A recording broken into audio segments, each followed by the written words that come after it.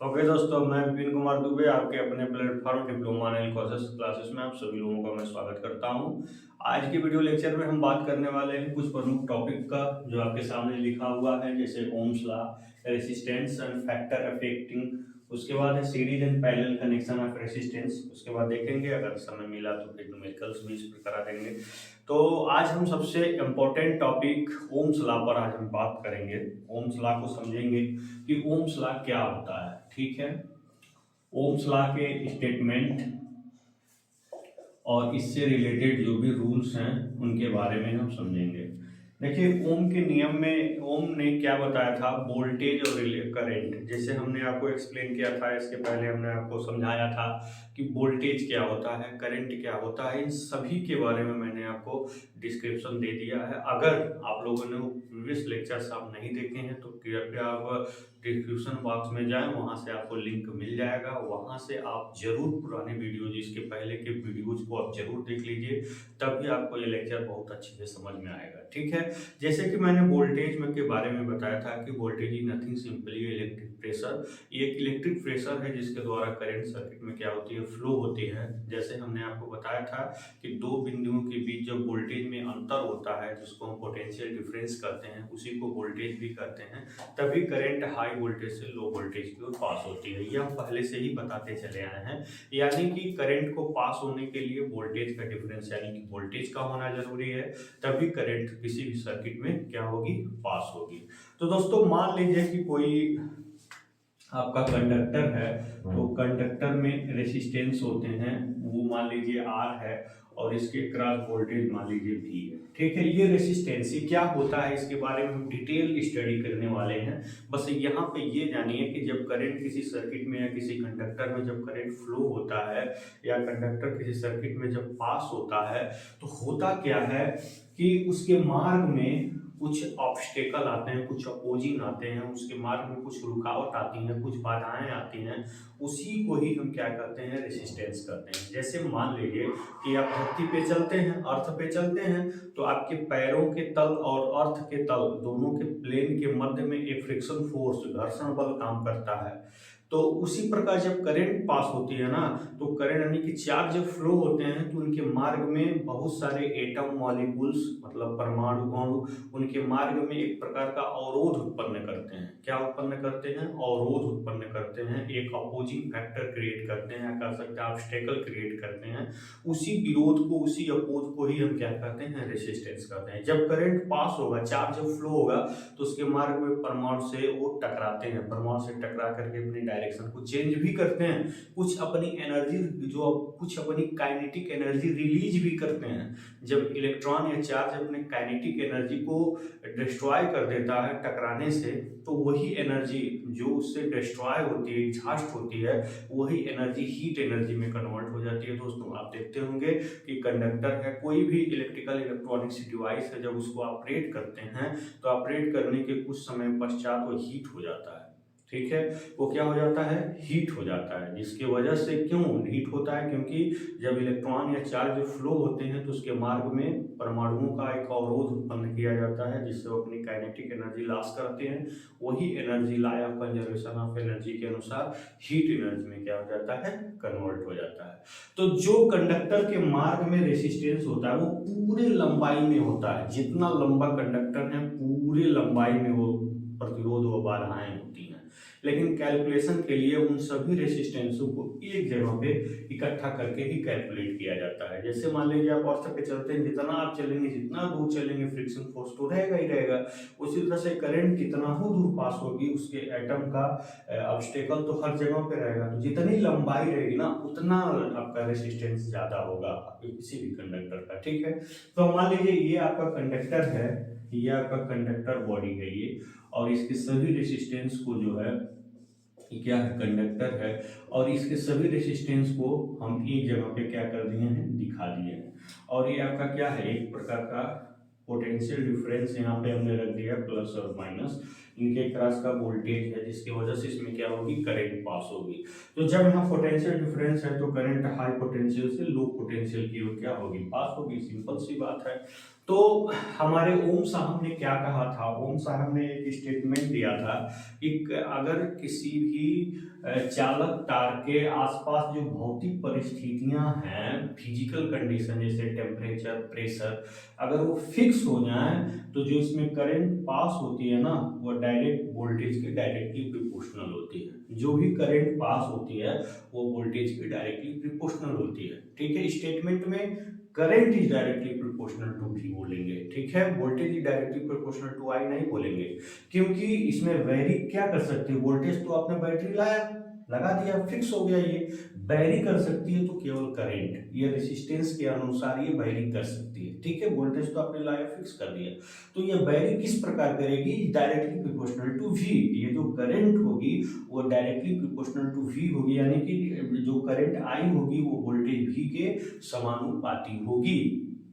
कब, अगर इस चालक तार की भौतिक परिस्थितियां जैसे ताप दाब कांस्टेंट रहे तब। आप ऐसे कह सकते हैं, समान ताप दाब पर किसी चालक तार में बहने वाली धारा वोल्टेज के समानुपाती होती है। समानुपाती होने का मतलब वोल्टेज को जैसे जैसे आप बढ़ाएंगे वैसे वैसे करंट क्या होगी, बढ़ती जाएगी, वोल्टेज को जैसे जैसे घटाएंगे करंट वैसे वैसे घटती जाएगी। ठीक है, तो वोल्टेज और करंट में जब इस प्रकार का रिलेशन हो कि दोनों समान अनुपात में बढ़ें और समान अनुपात में घटें तो उसको बोलते हैं डायरेक्टली प्रोपोर्शनल, समानुपाती। ठीक है, लेकिन अगर मान लीजिए यही कंडक्टर डिफरेंट टेम्परेचर कंडीशन में रखा जाए और वहां पे हम सोचें कि ये current directly proportional to V हो जाए तो it is very very impossible. एक एग्जांपल मैं आपको बताकर समझाना चाहता हूँ। अगर मान लीजिए हीटर है, हीटर में क्या है, कंडक्टर्स हैं, और अगर हम उसका टेम्परेचर लगातार वेरी करता है, बढ़ता घटता रहता है, अगर उस कंडक्टर के क्रॉस वोल्टेज और करंट में हम इस प्रकार का रिलेशन चाहें तो it is very very impossible. अगर हम फिलामेंट लैंप ले लें, उसके अंदर जो फिलामेंट है उसके क्रॉस वोल्टेज, उसमें फ्लो होने वाली करंट में रिलेशन देखें तो वो भी क्या है, इम्पॉसिबल है, क्योंकि वहां भी टेम्परेचर वेरी कर रहा है, हीटर का भी टेम्परेचर वेरी कर रहा है, जहां भी टेम्परेचर वेरी करेगा वहां ओम्स लगा लिए क्या है, एप्लीकेबल नहीं है दोस्तों। ठीक है, अगर मान लीजिए इस रूम टेम्परेचर पे, जितना इस रूम का टेम्परेचर है, जितना इस रूम का प्रेशर है, इस अगर हम तो ये रूम में जो टेम्परेचर है, जो प्रेशर है, वो तो फिक्स ही रहेगा, वो तो चेंज होना नहीं है। इसमें अगर हम कोई कंडक्टर रख करके और उसमें करंट फ्लो करवाएं तो वो वोल्टेज के डायरेक्टली प्रोपोर्शनल होगा। ठीक है, तो यही ओम का नियम है कि भाई अगर यहाँ पे वोल्टेज बढ़ाएंगे तो करंट सारी सी बात है बढ़ेगी। अब 20 वोल्ट की बैटरी लाइए और 50 वोल्ट की बैटरी लाइए, फिर 80 वोल्ट की बैटरी लगाइए, फिर 100 वोल्ट की बैटरी लाइए, जैसे जैसे वोल्टेज बढ़ाते जाएंगे करंट बढ़ता जाएगा। सिंपल सा रूल है। अगर इसका टेम्परेचर प्रेशर कांस्टेंट हो, मतलब जहाँ रूम टेम्परेचर रूम प्रेशर पर अगर रखना है वही फिक्स होगा। सिंपल है, ओम का नियम आप खुद पढ़ सकते हैं, रट सकते हैं। तो अगर स्टेटमेंट की अगर हम बात करें, अगर इसके स्टेटमेंट की हम बात करें तो स्टेटमेंट में क्या होगा, यदि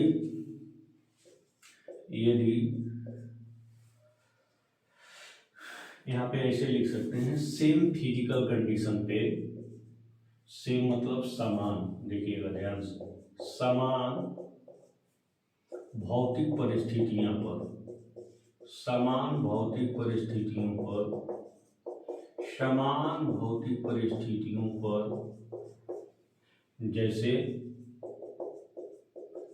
जैसे दाब ताप। ठीक है, इसको अंग्रेजी में लिखेंगे सेम फिजिकल कंडीशन। क्या लिखेंगे, सेम फिजिकल कंडीशन।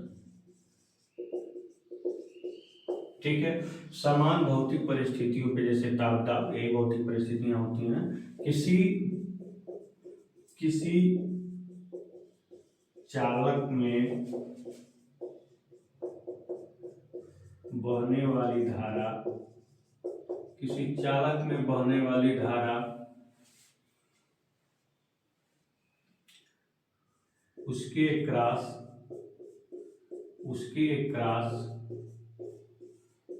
वोल्टेज के समानुपाती होता है। समानुपाती का मतलब होता है डायरेक्टली प्रोपोर्शनल। समानुपाती का मतलब डायरेक्टली प्रोपोर्शनल। ठीक है, उसके क्रॉस वोल्टेज के समानुपाती होता है। ठीक है, उसके क्रॉस वोल्टेज का हम भी लिख सकते हैं। ठीक है, अकॉर्डिंग टू दिस स्टेटमेंट जो आपका आई है वो डायरेक्टली प्रोपोर्शनल टू क्या है, वी है। आप इसको ऐसे लिख देते हैं, at the same physical condition flowing current in any conductor is directly proportional to voltage. क्या होता है, सेम फिजिकल कंडीशन में जो फ्लोइंग करंट होती है वो डायरेक्टली प्रोपोर्शनल होती है किसके, वोल्टेज से। इसमें भी आप लिख सकते हैं इसी चीज को। आप बाद में इसको कन्वर्ट भी कर सकते हैं, वी प्रोपोर्शनल टू आई।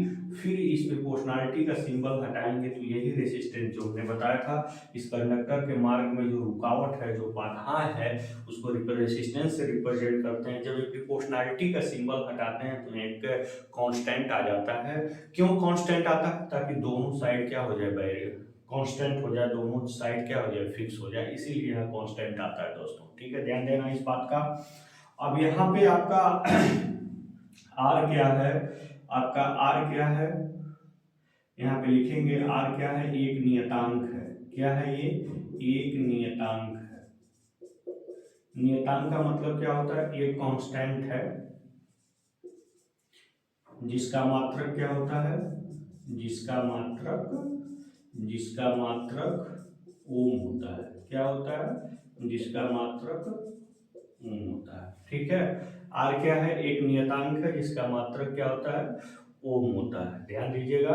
तो ये प्रोपोर्शनलिटी सिंबल इसीलिए आता है कि मान लीजिए अगर ये वैल्यू बढ़ रही है तो रेसिस्टेंस उसको कम करके इसके बराबर कर दे, अगर ये बढ़ रही है तो ये वैल्यू उसको कम करके इसके बराबर कर दे। ठीक है, तो यही बात है, ध्यान दीजिएगा कि ये क्या है, एक रेसिस्टेंस है जो इनके बीच में आ जाता है, कांस्टेंट की तरह काम करता है। ठीक है, तो अगर यहाँ से हम देखें V equal to I R से अगर हम देखें तो यहाँ से आपका R equal to V upon I हो गया। ठीक है, तो हम दूसरे शब्दों में इसको ऑन द अदर हैंड इसको दूसरे शब्दों में भी एक्सप्लेन कर सकते हैं। ठीक है, कैसे, इसे लिख सकते हैं दूसरे शब्दों में। ठीक है, इन अदर हैंड, दूसरे शब्दों में क्या, किसी चालक के क्रॉस वोल्टेज और उसमें बहने वाली धारा का अनुपात क्या होता है, स्थिर होता है। ठीक है, किसी किसी चालक मतलब कंडक्टर के क्रॉस मतलब आर पार के क्रॉस वोल्टेज मतलब भी। ठीक है, वोल्टेज भी, उसमें बहने वाली धारा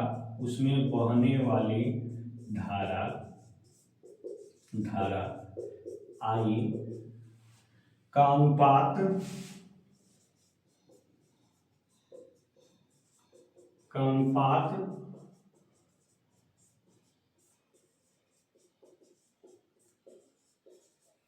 ठीक है, किसी चालक के क्रॉस वोल्टेज भी और उसमें बहने वाली धारा का अनुपात क्या होता है, स्थिर होता है। ये भी आपका ओम के नियम का ही क्या है, स्टेटमेंट है। ये भी आपके ओम के नियम का ही क्या स्टेट, चाहे आप इसको लिखने के बाद, एक्सप्लेन करने के बाद, अब इसको हम क्या करेंगे, जरूर नीचे लिख देंगे। जैसे मान लीजिए कि आपने करंट बढ़ाया, वोल्टेज आपने बढ़ाया, मान लीजिए आपने स्टार्टिंग में वोल्टेज 50 वोल्ट लिखे हैं और रेसिस्टेंस मान लीजिए, इसी चीज को अगर हम एक्सप्लेन करना चाहें तो कैसे एक्सप्लेन करेंगे देख लीजिएगा।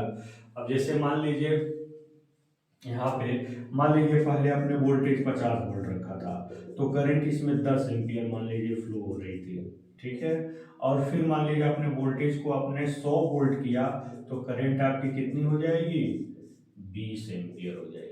ठीक है, मान लीजिए फिर वोल्टेज को आपने 150 वोल्ट कर दिया। ठीक है, 150 वोल्ट कर दिया, ऐसे ही रेंज में आपने बढ़ा रहा है तो आपकी जो करंट होगी ना इसी के रेंज में ही बढ़ेगी। ठीक है, ताकि ये जो हो सके इनमें जो रेशियो आए और रेशियो क्या हो, फिक्स हो। तो अगर मान लीजिए आपने इसको 200 वोल्ट कर दिया तो इसी के अनुसार करंट भी क्या हो जाएगी, इंक्रीज हो जाएगी। ऐसे जैसे जैसे हम वोल्टेज बढ़ाते जाएंगे वैसे वैसे आपका करंट भी उसी के अनुसार इंक्रीज होता रहेगा। और जब इसका हम रेशियो निकालना शुरू करेंगे ना, जैसे मान लीजिए आप R1 निकाल रहे हैं यहाँ से, तो आपका V बटे 10/50, तो यहाँ 5 एम्पियर, देखिए 5 ओम आप करेंगे, एक इसमें आ रहा है, सब ओम में आ रहा है। ठीक है ना दोस्तों, ये सब ओम में आ रहा है।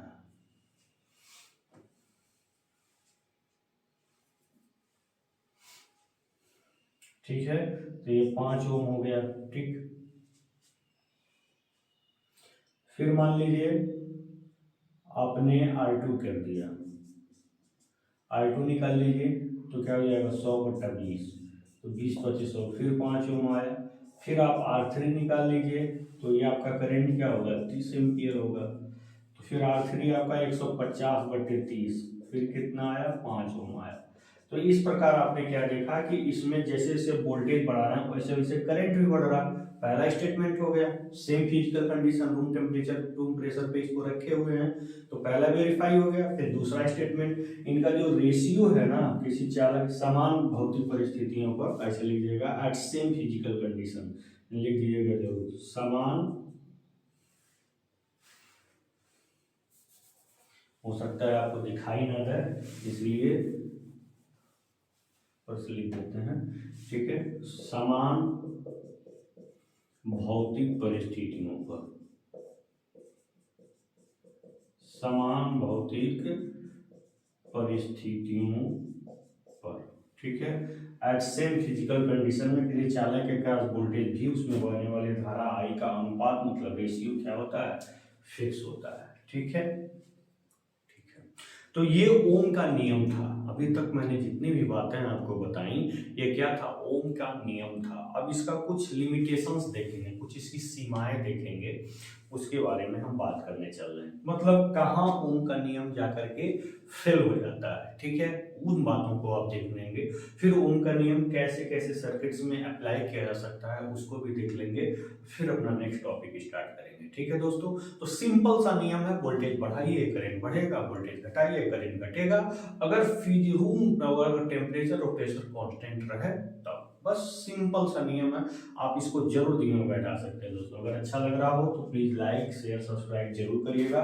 Please take a screenshot if you want to take, because this is very important points which is related to BEE general engineering, BMW and the site of examination. This topics is very very important. ठीक है, ये आपके examination के लिए भी बहुत important है, इसलिए आप जरूर इसको ध्यान में रखिएगा। अब इसके साथ हम आपको इसके लिमिटेशंस बताएंगे। हर रूल के, हर नियम के कुछ सीमाएं होती हैं, आप शुरू से ही पढ़ते आए हैं। उस सीमा से बियॉन्ड वो रूल अप्लाई नहीं होता, काम नहीं करता है। तो अब बहुत सारे, कोई जरूरी नहीं है कि जो भी नियम बना है वो सबके लिए एप्लीकेबल ही हो। तो सब कुछ, बहुत सारे नियम हैं भारतीय संविधान में भी, आप जानते हैं, लेकिन क्या वो सब कोई अप्लाई करता है, नहीं करता। वैसे ही रूल तो ओम साहब ने दे दिया है, लेकिन ये जरूरी नहीं है कि ये जो है सबके लिए अप्लाई हो सके। ठीक है, तो कहाँ इसका एप्लीकेशन हम नहीं कर सकते, कहाँ हम इसको अप्लाई नहीं कर सकते दोस्तों, उसी के बारे में बताने जा रहे हैं, जिसको हम बोलते हैं limitations of Ohm's, limitation of Ohm's law. उसी को हम क्या बोलते हैं, ओम के नियम की सीमाएं। Now I am going to explain the next topic which is related to Ohm's law, the limitations of Ohm's law. ठीक है, हम आपको बताने क्या जा रहे हैं, लिमिटेशंस ऑफ ओम्स लॉ।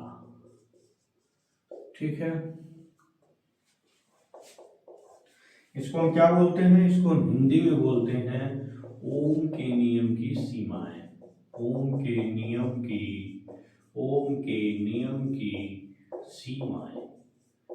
ठीक है, ओम के नियम की, या हिंदी थोड़ा सा कमजोर है, देखिएगा, सीमाएं सही कर लीजिएगा, ये शायद बड़ी का मात्रा रहता है, देख लीजिएगा। ओम के नियम की सीमाएं, तो क्या कहाँ ये सीमाएं इसकी हैं उसको भी देख लीजिएगा। जैसे मान लीजिए लिमिटेशन ऑफ ओम्स लॉ है, लिमिटेशंस ऑफ ओम्स लॉ। तो अब यहाँ पे देखिएगा कहाँ कहाँ, जैसे यूनिलेटरल नेटवर्क है, जैसे आपका ट्रांजिस्टर है, ठीक है, आपका डायोड है, जिसमें करंट केवल एक ही डायरेक्शन में फ्लो हो सकती है। ठीक है, फिर आपका सेमीकंडक्टर, कोई भी डिवाइस हो, सेमीकंडक्टर डिवाइस यही है।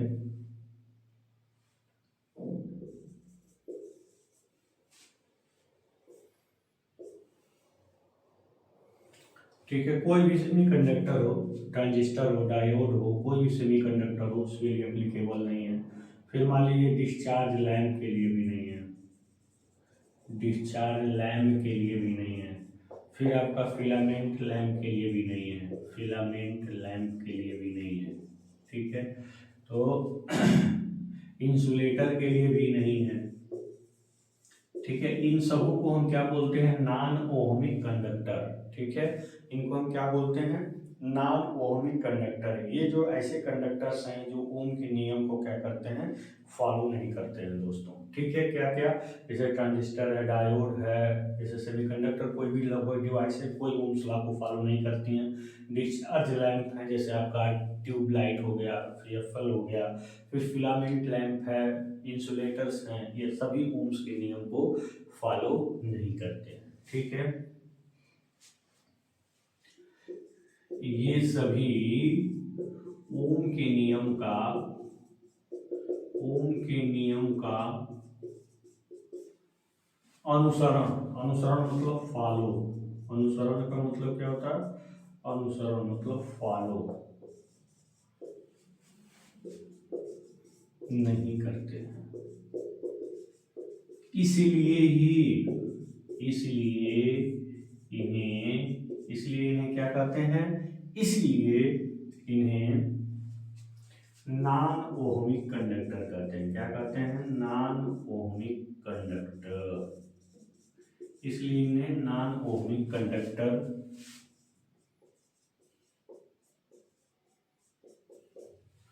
ठीक है। तो discharge lamp, filament lamp, insulator, ये सभी ओम के नियम को फॉलो नहीं करते, इसलिए इसको नॉन ओहमिक कंडक्टर भी कहते हैं। तो ये सारे यहीं पे आकर के ओम्स का नियम क्या हो जाता है, फेल हो जाता है। इसीलिए हम बोलते हैं क्या कि इसीलिए हम इनको क्या बोलते हैं कि ये ओम के नियम की क्या है, सीमाएं हैं। ठीक है, फिर इसका एप्लीकेशन कहाँ कहाँ हम इसका यूज कर सकते हैं, एप्लीकेशन को हम बोलते हैं क्या, अनुप्रयोग। क्या बोलते हैं, अनुप्रयोग। ठीक है, तो कहाँ कहाँ इसका एप्लीकेशन होता है, ये for it is applicable for AC and DC circuit, ये AC and DC circuit both.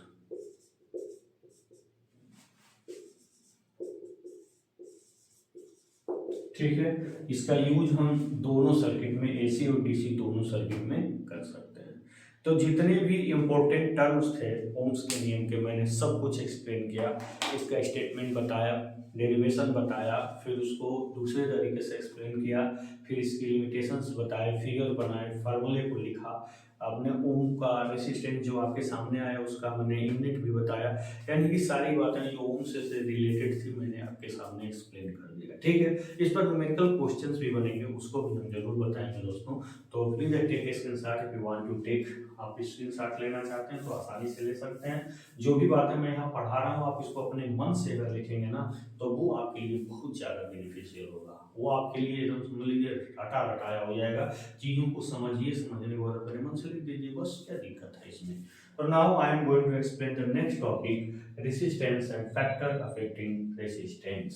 ठीक है, रेसिस्टेंस क्या होता है और कौन कौन से ऐसे फैक्टर्स हैं जो रेसिस्टेंस को प्रभावित करते हैं। प्रभावित करने का मतलब उस फैक्टर के अनुसार रेसिस्टेंस वैरी करना, रेसिस्टेंस की वैल्यू में चेंजिंग आती है। ठीक है, तो उन्हीं सारे कारकों पे अब हम जो है विचार करने जा रहे हैं, उन्हीं सारे कारकों पे हम बात करेंगे। ठीक है, सबसे पहले हम आपको समझाएंगे क्या रेसिस्टेंस, रेसिस्टेंस क्या होता है। रेसिस्टेंस, इसको हम क्या बोलते हैं, प्रतिरोध बोलते हैं। क्या बोलते हैं इसको, प्रतिरोध बोलते हैं। ठीक है, तो रेसिस्टेंस क्या होता है, देखिए समान तापमान क्या होता है, मैंने बता दिया है कि किसी कंडक्टर मटेरियल का, किसी कंडक्टर मटेरियल का वह प्रॉपर्टी बाय विच, जिससे वह फ्लोइंग करंट यानी बहने वाली करंट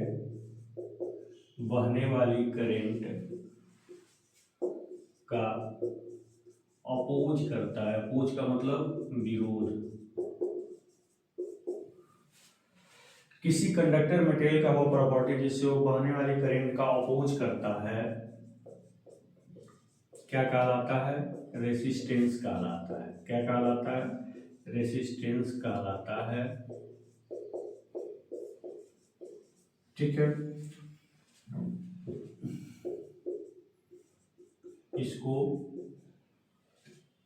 आर या ओम प्रतीकात्मक अक्षर से, ठीक है, प्रतीकात्मक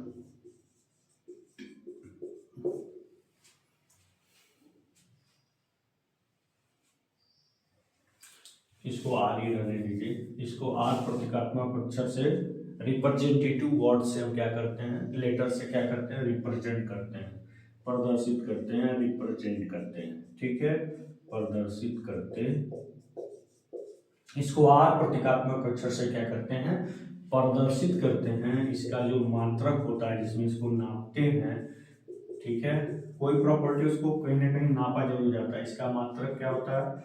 इसका मात्रक ओम होता है, ओ एच एम। इसका मात्रक क्या होता है? ओम होता है। ठीक है, इसका मात्रक क्या होता है? ओम होता है। किसी कंडक्टर मटेरियल का वो प्रॉपर्टी जिससे वो बहने वाली करंट का अपोज करता है क्या कहलाता है? रेसिस्टेंस कहलाता है। मात्रक क्या होता है? आर से रिप्रेजेंट करते हैं। मात्रक क्या होता है? ओम होता है। और ओम मतलब इसको कैसे रिप्रेजेंट करते हैं?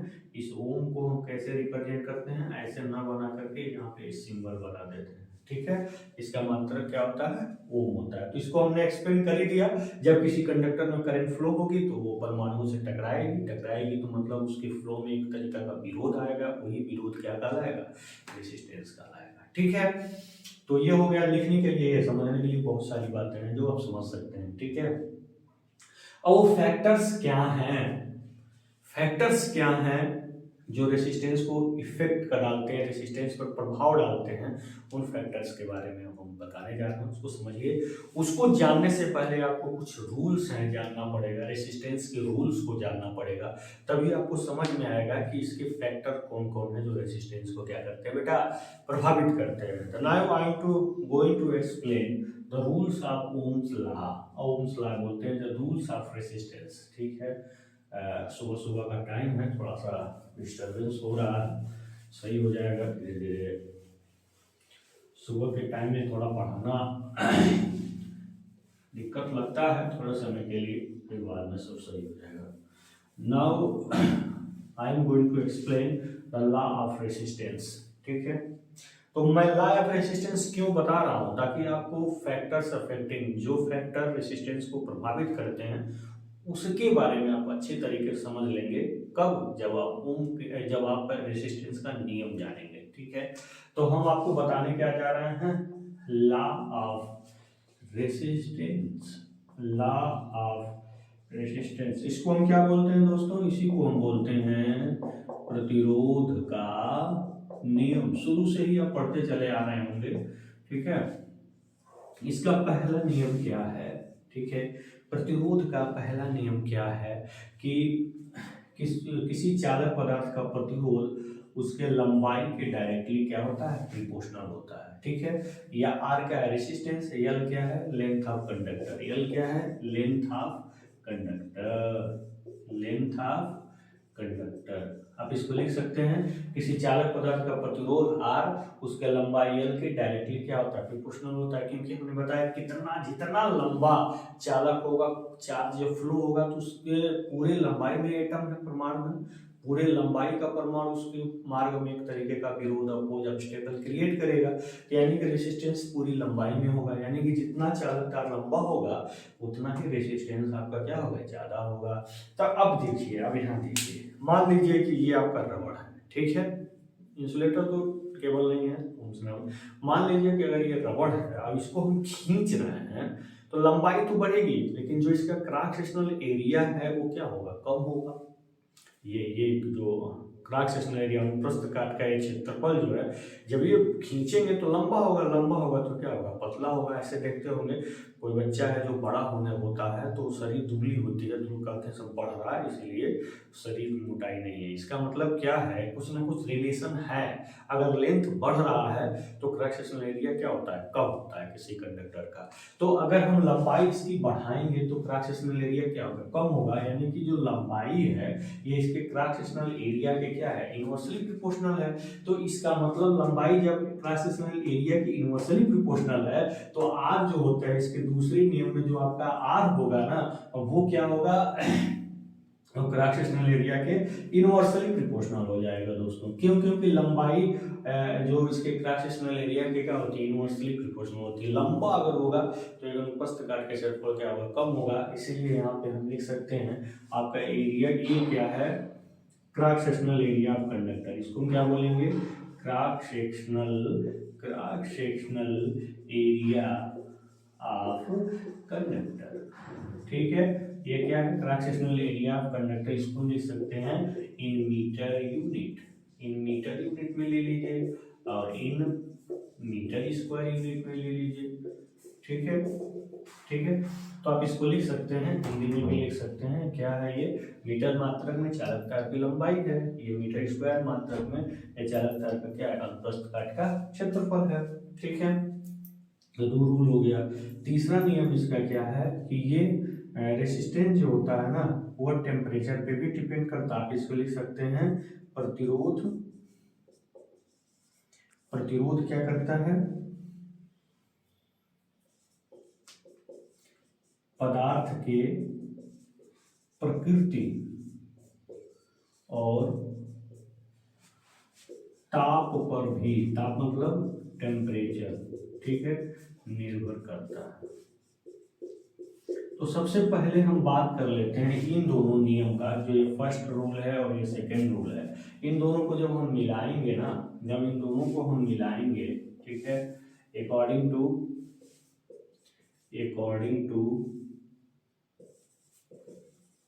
फर्स्ट एंड सेकेंड रूल,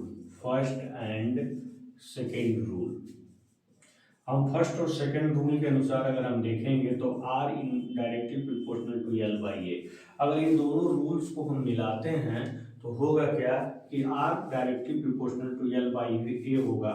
यानी कि आपका जो आर होगा ये क्या होगा, जब प्रोपोर्शनलिटी का सिंबल हटेगा ना तो ये आपका, जब प्रोपोर्शनलिटी सिंबल होगा तो कांस्टेंट जरूर आता है, क्योंकि इस साइड अगर बढ़ रही है तो उसको रिड्यूस करके बराबर कर देगा, और ये साइड घट रही है तो उसको इंक्रीज करके इसके बराबर कर देगा, इसलिए कांस्टेंट जरूर यूज होता है। तो यहाँ पे जो रो यूज हो रहा है ना, यहाँ पे इसको हम ऐसे इसको मिटा देते हैं। यहाँ पे जो रो यूज हो रहा है ना, रो, इसको हम क्या बोलते हैं, प्रतिरोधकता। क्या बोलते हैं इसको, प्रतिरोधकता। इसको हम बोलते हैं रेसिस्टिविटी। ठीक है, तो इस प्रकार से आपने क्या देखा कि चालक तार का जो रेसिस्टेंस होता है वो उसके लंबाई के डायरेक्टली प्रोपोर्शनल, और ये आपका उसके अनुप्रस्थ का क्षेत्रफल का इनवर्सली प्रोपोर्शनल। अब फिर उसके प्रकृति, जो रेसिस्टिविटी होती है ना वो चालक पदार्थ की प्रकृति पर है। प्रकृति का मतलब नेचर का मतलब वो चालक पदार्थ एल्यूमिनियम का है, कंडक्टर का है कि सिल्वर का है, कि सोने का है, कि प्लेटिनम का है, कि नाइक्रोम का है, वो किस मटेरियल का कंडक्टर है, ये उसके नेचर पे ये वैल्यू क्या होती है, डिपेंड करती है। ठीक है, तो एक फिक्स क्वांटिटी जो, तो मान लीजिए कि अगर आपका सिल्वर का 1.6 इंटू 10⁻10 मीटर है तो सिल्वर का कुछ और, सिल्वर का ये है तो एल्यूमिनियम का 2.8 आएगा। ऐसे अलग अलग कंडक्टर का अलग अलग फिक्स रेसिस्टिविटी होती है। ये निकाम जो ये नेचर का रेसिस्टिविटी का मतलब क्या है, रेसिस्टिविटी का मतलब पर मीटर कंडक्टर का रेसिस्टेंस कितना है। ठीक है, अगर हम बात करें कि 1.6 इंटू 10⁻8 ओम मीटर, अगर हम बोलें किसी चालक पदार्थ की जो रेसिस्टिविटी है वो कितनी है, 1.6 इंटू 10⁻8 ओम मीटर है, तो इसका मतलब क्या है, इसका मतलब क्या है, उसके 1 मीटर, इसको 1 मीटर लंबाई का जो रेसिस्टेंस है 1.6 इंटू 10⁻8 ओम है। इसका मतलब यही होता है कि पर मीटर लेंथ का कितना रेसिस्टेंस है, ये अलग अलग पदार्थ का अलग अलग होता है। इसी को हम क्या बोलते हैं, रेसिस्टिविटी बोलते हैं। ठीक है। इसका फैक्टर्स अफेक्टिंग अलग है, रेसिस्टेंस फैक्टर्स अफेक्टिंग अलग है। इसका मतलब क्या है, इसका सीधा सा मतलब यही निकल के आपके सामने आ रहा है कि चालक पदार्थ का रेसिस्टेंस लंबाई पर भी निर्भर कर रहा है, यानी कि लंबाई एक ऐसा फैक्टर है जो रेसिस्टेंस को क्या करती है, प्रभावित करती है। फिर अनुप्रस्थ काट क्षेत्रफल पर निर्भर कर रहा है, यानी कि अनुप्रस्थ काट का क्षेत्रफल ऐसा फैक्टर है जो रेसिस्टेंस को क्या कर रहा है, प्रभावित कर रहा है। फिर उस पदार्थ की प्रकृति किस मटेरियल का है, ये भी रेसिस्टेंस को प्रभावित कर रहा है, और फिर उसका टेम्परेचर भी प्रभावित करता है। फिर एक से साथ एक और भी चीज होती है जिसको हम क्या बोलते हैं, ह्यूमिडिटी। ह्यूमिडिटी भी रेसिस्टेंस को क्या करती है, प्रभावित करती है। आर्द्रता भी रेसिस्टेंस को प्रभावित करती है, उससे बढ़ने से रेसिस्टेंस क्या होता है, घटता है। ठीक है दोस्तों, तो ये सारी चीजें आपके लिए अत्यंत ही इम्पोर्टेंट हैं, जिनको हम इसी तरीके से क्या करने जा रहे हैं, एक्सप्लेन करने जा रहे हैं दोस्तों। ठीक है,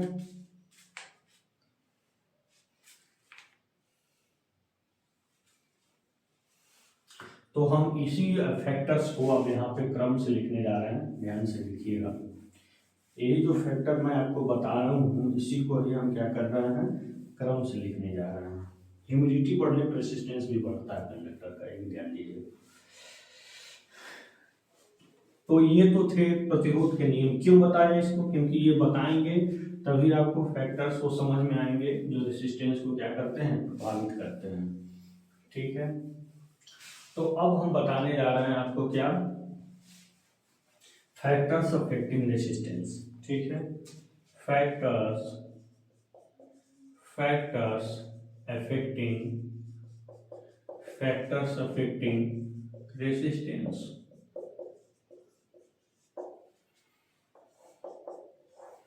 इसको हम क्या बोलते हैं, प्रतिरोध को प्रभावित करने वाले कारक। प्रतिरोध को प्रभावित करने वाले कारक, वो कौन कौन से कारक हों जो रेसिस्टेंस को क्या करते हैं, प्रभावित करते हैं। तो चलिए इसको भी देख लेते हैं, अच्छे तरीके से एक्सप्लेन कर देते हैं। प्रतिरोध को प्रभावित करने वाले कारक कौन कौन से हैं। ठीक है, तो देखिए सबसे पहला जो प्रतिरोध को प्रभावित करने वाला कारक है वो लेंथ ऑफ कंडक्टर है। क्या है, लेंथ ऑफ कंडक्टर। इसको हम क्या लिख सकते हैं, ऐसे लिख सकते हैं, पदार्थ की लंबाई, या चालक पदार्थ की लंबाई लिख दीजिए, चालक पदार्थ की लंबाई।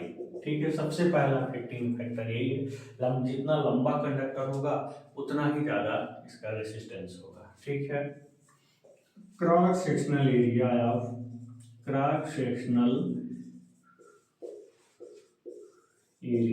कंडक्टर। ठीक है,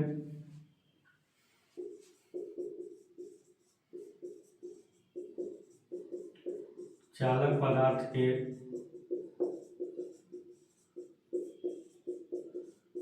अनुप्रस्थ काट का क्षेत्रफल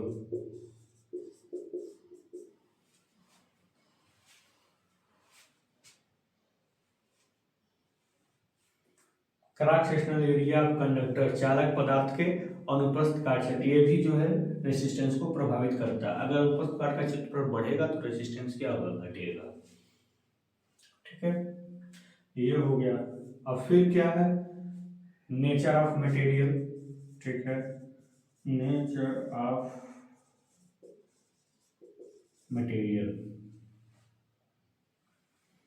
जैसे नेचर मतलब अगर पदार्थ की रेसिस्टिविटी बढ़ी है तो रेसिस्टेंस भी उसका ज़्यादा होगा, पर मीटर लेंथ का रेसिस्टेंस भी ज़्यादा है। अगर रेसिस्टिविटी कम होगी तो पर मीटर लेंथ का रेसिस्टेंस भी क्या होगा, कम होगा। यानी कि अगर मटेरियल अलग अलग हैं, एल्यूमिनियम है, कॉपर है, इसको मिला लिए तब भी रेसिस्टेंस उसका चेंज हो जाएगा। ठीक है, मतलब मिक्सचर पर भी डिपेंड करता है। ठीक है, नेचर ऑफ मटेरियल यानी कि आप इसको क्या लिख सकते हैं, पदार्थ की प्रकृति। ठीक है, कहीं कहीं इसको देखने को नहीं मिलता है, और नहीं भी लिखेंगे तो कोई बहुत बड़ी बात नहीं है। ठीक है, फिर क्या है, चौथा है टेम्परेचर। अगर हम टेम्परेचर की बात करें तो अगर किसी कंडक्टर का टेम्परेचर आप बढ़ाएंगे तो उसका रेसिस्टेंस घटेगा भैया। क्यों घटेगा, टेम्परेचर जब बढ़ाएंगे तो ये चीज हमें बताइए, ये मान लीजिए आपका कंडक्टर है, क्या है, ये मान लीजिए कि आपका ये कंडक्टर है। कंडक्टर का मतलब क्या है, ध्यान से समझिएगा। ये मान लीजिए आपका क्या है, कंडक्टर है। तो इस कंडक्टर में क्या है, इसमें इलेक्ट्रॉन वाले चार ऐसे फ्लो हो रहे हैं, बहुत आराम से बेचारे फ्लो हो रहे हैं, कुछ नहीं कर रहे हैं, केवल अपना काम कर रहे हैं, फ्लो होने का काम कर रहे हैं। ठीक है, आपने क्या कर दिया, नीचे से इसका टेम्परेचर बढ़ा दिया। अरे जब चुपचाप फ्लो हो रहे थे तो ये खुरापात करने की क्या जरूरत थी, लेकिन आपने खुरापात कर दिया, टेम्परेचर बढ़ा दिया। अब ये जो चार्ज हैं, ये फ्लो होने के बजाय ये क्या करने लगते हैं, कंपन करने लगते हैं अपनी जगह पे। ये क्या करने लगते हैं, अब ये आपस में ऊपर नीचे क्या कर रहे हैं, कंपन करने लगे। ठीक है, तो ये बताइए, जब ये चार्ज अपने आगे पीछे कूदने लगेंगे तो आगे मूवमेंट नहीं होगा। जब चार्ज आगे फ्लो नहीं होंगे तो क्या होगा, रेसिस्टेंस क्या होगा, बढ़ेगा ही बढ़ेगा। वही चार्ज फ्लो होने से ही धारा बढ़ती है, कंडक्टेंस बढ़ता है, चालकता बढ़ती है। और वही फ्लो नहीं हो रहा है, अपनी जगह पे कूद रहे हैं सब। कूदने की वजह से जब चार्ज नहीं फ्लो होगा तो आपका रेसिस्टेंस, जब चार्ज नहीं फ्लो होगा तो कंडक्टेंस यानी कि उसकी चालकता घटेगी। चालकता घटेगी तो रेसिस्टेंस क्या होगा, बढ़ेगा। दोनों एक दूसरे के इनवर्सली प्रोपोर्शनल होते हैं। तो इसी प्रकार जब किसी चालक पदार्थ का टेम्परेचर बढ़ाते हैं तो ये होता है, उसका रेसिस्टेंस घटता है। तो इसको लिख सकते हैं फॉर कंडक्टर। अगर हम कंडक्टर की बात कर लेंगे ना, तो जो रेसिस्टेंस होगा वो टेम्परेचर के इनवर्सली प्रोपोर्शनल होगा। अगर टेम्परेचर बढ़ेगा तो रेसिस्टेंस घटेगा, टेम्परेचर घटेगा तो रेसिस्टेंस बढ़ेगा। ठीक है, लेकिन फॉर, अगर हम इंसुलेटर की बात करें या सेमीकंडक्टर की बात करें, फॉर इंसुलेटर और सेमीकंडक्टर, अगर हम इसकी बात कर लेना, फॉर इंसुलेटर और सेमीकंडक्टर अगर हम इसकी बात करें तो ये डायरेक्टली प्रोपोर्शनल होते हैं। ठीक है, कब तक, जब तक ये चालक न बन जाए तब तक। ठीक है, ये जो बिफोर कंडक्टर, ठीक है, यानी कि ये डायरेक्टली प्रोपोर्शनल होता है कब तक, जब तक कंडक्टर न बने तब तक। जैसे मान लीजिए आपका इंसुलेटर, आपका सेमीकंडक्टर की बात अगर हम कर लेते हैं, अगर हम सेमीकंडक्टर की बात कर लेते हैं, जैसे मान लीजिए कि देखिए होता क्या है, थोड़ा सा समझ लीजिए। ये आपके इसमें जो आपके इलेक्ट्रॉन है, ये कोवैलेंट बॉन्ड से क्या है, बंधे हुए हैं बेचारे, ये मूव नहीं कर पा रहे हैं। ठीक है, ये क्या हो रहा है, मूव ही नहीं कर पा रहे हैं। कोवैलेंट बॉन्ड से ये इलेक्ट्रॉन जो होते हैं परमाणु से क्या है, बंधे हुए हैं, ये मूव नहीं कर पा रहा है। जब इसके टेम्परेचर और रफ डायग्राम बनाए, जैसे टेम्परेचर आप देंगे तो ये जो बंडवा है ना, ये टूट जाएगा, ये जल जाएगा। ठीक है, ये जो बॉन्ड जब टूटेंगे तब ये बेचारे पूरा मूवमेंट इनका फ्लो होना शुरू हो जाएगा। ठीक है, यानी कि पहले क्या था, ये बॉन्ड से बंधे हुए थे, एटम से, ये बॉन्ड से, बॉन्ड बंधन से बंधे हुए, केमिस्ट्री पढ़िएगा, बॉन्ड से बने हुए थे, ये मूव नहीं कर रहे थे, रेसिस्टेंस ज्यादा था। लेकिन आपने क्या कर, जैसे ही टेम्परेचर आपने दिया अब ये मूव करने लगे, यानी कि चालकता इनकी बढ़ने लगी, यानी कि रेसिस्टेंस घटने लगा। यानी कि अब ये बन गए क्या, conductor. By the help of temperature it makes conductor, ये कंडक्टर बन जाता है। जब ये कंडक्टर बन गया, अब जब इसका टेम्परेचर आप बढ़ाएंगे ना तो भी क्या करेगा, अब ये मूव करने की जगह पे डैम्प करने लगेगा, अपनी जगह पे विब्रेट करने लगेगा। अब रेसिस्टेंस क्या हो जाएगा, घटना शुरू होगा। यही क्रिया आपका इंसुलेटर का है। मान लीजिए कि आपने यहाँ पे एयर रखा है, क्या है, ये मान लीजिए आपने एयर है और इसका आपने टेम्परेचर बढ़ा दिया। ठीक है, एयर, एयर क्या है, इंसुलेटर है। एयर आपने रखा, उसका टेम्परेचर आपने बढ़ा दिया। जब टेम्परेचर बढ़ाएंगे ना, जब एक लिमिट से ज्यादा बढ़ा देंगे ना, तो जो एयर के मॉलिक्यूल्स हैं, मतलब जो अणु है, उनके अंदर जो परमाणु है, परमाणु में जो इलेक्ट्रॉन है, वह इलेक्ट्रॉन क्या होगा, न्यूक्लियस से फ्री हो जाएगा। जब न्यूक्लियस से इलेक्ट्रॉन फ्री हो जाए, इसके अंदर छुपे पड़े थे, अब टेम्परेचर आपने बढ़ाया तो इलेक्ट्रॉन इसके अंदर से क्या हो गए, बाहर निकल गए। अब इलेक्ट्रॉन जब बाहर निकल गए ना, तो इस प्रोसेस को बोलते हैं ब्रेक डाउन होना। क्या बोलते हैं इसको, ब्रेक डाउन। बहुत इंपॉर्टेंट पॉइंट बता रहे हैं, ये कहीं आप पाएंगे नहीं, जान लीजिए, ब्रेक डाउन होना, यानी कि इंसुलेटर से इलेक्ट्रॉन का बाहर निकल जाना क्या कहलाता है, ब्रेक डाउन होना कहलाता है। तो जब इलेक्ट्रॉन ये बाहर निकल जाएंगे ना, इंसुलेटर से बाहर वो निकल जाएंगे, अब ये फ्री होने के लिए स्वतंत्र है। ठीक है, अब वो जैसे इनको वोल्टेज मिला, अब ये फ्लो होने लगेंगे, यानी कि जो इंसुलेटर एयर था ना बेचारा, अब ये कंडक्टर बन गया with the help of temperature. जब टेम्परेचर बढ़ता है तो इनके मॉलिक्यूल्स जो है, एटम जो है, क्या हो जाते हैं, ब्रेक डाउन हो जाते हैं। इलेक्ट्रॉन उसके अंदर जो चिपका पड़ा था फ्री हो जाता है, फ्लो होने लगता है। ढेर ऐसा घटनाएं आपको होती हैं हाई वोल्टेज की ट्रांसमिशन लाइन में, जहां हाई वोल्टेज होता है यानी कि वहाँ हीट भी ज़्यादा होगा, चार्ज फ्लो होंगे, ज़्यादा टकराएंगे तो हीट भी ज़्यादा होगा। तो उस कंडक्टर के आसपास के जो एयर होते हैं बेटा ना, वो ब्रेक डाउन हो जाते हैं और उसमें करंट फ्लो होने लगता है, जिसको आर्क कहते हैं, आप देखे होंगे। उसी करंट को जो एयर में फ्लो होती है वही आर्क होता है। उसी इफेक्ट को कोरोना इफेक्ट बोलते हैं, ठीक है। अब बरसात के समय में, जाड़े के समय में आप देखिएगा ऐसा होता है, ठीक है। कंडक्टर आगे पढ़ेंगे इसके बारे में, डिटेल आपको स्टडी कराई जाएगी कि इंसुलेटर से भी करंट पास हो जाती है, एयर में जो करंट पास होती है तो वही स्पार्क होता है, वही आर्क होता है, ठीक है। तो ये हो गया आपका। अब फ्री हो गए, अब फिर टेम्परेचर बढ़ाने लगेंगे तो रेसिस्टेंस घटने लगेगा। टेम्परेचर जब आप बढ़ाने, मतलब अब कंडक्टर बन गया ना, अब टेम्परेचर बढ़ाएंगे तो क्या होगा, अब मूवमेंट इनका, अब इनका जो मूवमेंट है, अब इतनी जगह पे क्या हो गया, बढ़ने लगा ये अपनी जगह पे। जब आपने टेम्परेचर बढ़ाया तो अब ये क्या कर रहे हैं, अब ये अपनी जगह पे विब्रेट कर रहे हैं, मूवमेंट नहीं कर रहे हैं।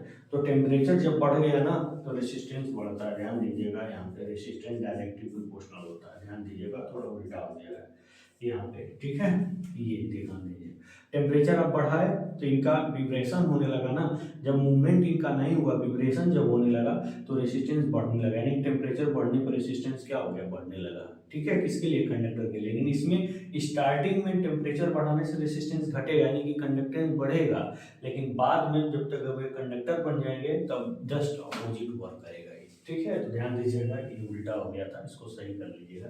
ये हमारे कहने का मतलब था। तो हमने जो भी आपको बताया फैक्टर्स अफेक्टिंग रेसिस्टेंस में, आपको हमने क्या बताया कि जो आपका रेसिस्टेंस होता है ना कंडक्टर में, वो टेम्परेचर के डायरेक्टली प्रोपोर्शनल होता है। टेम्परेचर बढ़ाएंगे तो रेसिस्टेंस बढ़ेगा, क्यों, क्योंकि ये इलेक्ट्रॉन मूव करने की जगह पे, अपनी जगह पे कंपन करने लगते हैं। जब उनका मूवमेंट नहीं होगा तो रेसिस्टेंस बढ़ी घटित हो गया, उनके मार्ग में बहुत ज़्यादा बाधा आ गई, यानी कि रेसिस्टेंस बढ़ ही नहीं रहे हैं वो, रेसिस्टेंस बढ़ेगा, ठीक है। तो कंडक्टर का ये हो गया। लेकिन इंसुलेटर सेमी कंडक्टर में हम क्या देखेंगे, जो बॉन्ड होंगे टूट जाएंगे, बॉन्ड टूट जाएंगे तो इलेक्ट्रॉन फ्लो होने लगा। इलेक्ट्रॉन जब फ्लो होने लगा दोस्तों, तो हुआ क्या कि रेसिस्टेंस क्या होगा, कम होने लगेगा। फ्लो होने लग रहा है तो अब रेसिस्टेंस भाई, उसके मार्ग में जो बाधाएं थे कम हो गई, यानी कि रेसिस्टेंस क्या हो गया, कम हो गया। जब वो कंडक्टर बन जाएंगे ना, तब फिर R directly proportional to T हो जाएगा, ठीक है। चीज़ों को समझ गए होंगे, जान गए होंगे, आशा करते हैं अच्छा लगा तो, ठीक है। बस आज की वीडियो लेक्चर में दोस्तों इतना ही, धन्यवाद।